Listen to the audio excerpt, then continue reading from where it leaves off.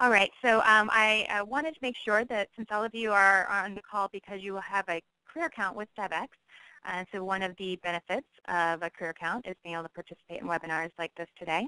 But also just to quickly give you an update on some of the other things that you want to make sure you're taking advantage of. You want to make sure you have a complete and up-to-date profile on Devex. As a career account holder, you do get prominence in our candidate database, which thousands of recruiters use to search for people to fill their positions. You also want to make sure you're signing up for email alerts for jobs or career advice in your areas of interest so that you can be sure to get notified of those as soon as they go live on our site. You can also check out our full archive of career content, including our articles, webinars, interviews with top employers, recruiters. It's really a wealth of information. So as Corinne mentioned, if you don't get your questions answered here today, they might already be answered there on our website.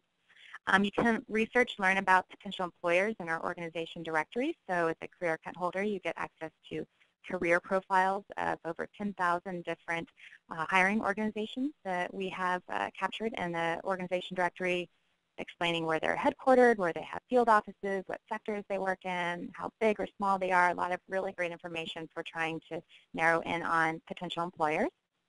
And also we do offer a CV writing service. There is an additional fee for this, but you do get a discount by having a career account. So if you do need help with your CV, you can take advantage of that. So moving on, I think we are going to get to the first question. So Corinne, what's the first question we have today? Hi, Kate. Thanks a lot. So we have some questions from our members, especially those who may be in a transitional period in their career. So we have a question from a member who's talked about having 18 years of experience in development, but she took 8 years off. And now she's back in DC and would like to find a job. And she said that she's hearing that she may be too old for junior jobs, but not senior enough for senior jobs. So the question is, what can someone in that position do, and how could someone like that market themselves? Yeah, so that is a very good question, and it's a really difficult situation to be in. Unfortunately, there is a lot of bias out there towards people who have large gaps in their resume. Even if it's for very legitimate reasons, there just really is a bias out there, so it can be very difficult to overcome that. The reason being is usually they feel like you're going to be rusty on your skills, won't be as up to date. Another reason, even if you're willing to take a step back in your career, they still feel like things may have changed since then, and the skills that you had then won't be as relevant today. So what you really need to do is focus on how you've been able to maintain or keep those skills. So if you've done volunteer assignments or even some consulting work during that time, it's really important to highlight that.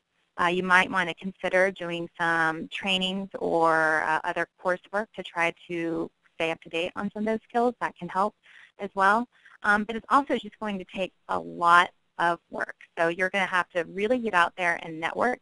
Your resume, is when people see a gap of even over a few years, and certainly up to 8 or more years, they might easily dismiss you. So you're really going to have to use your personal connections and personal networks to meet with employers, talk to them, and really convince them that you are up for the job. You also might want to consider doing some pro bono work.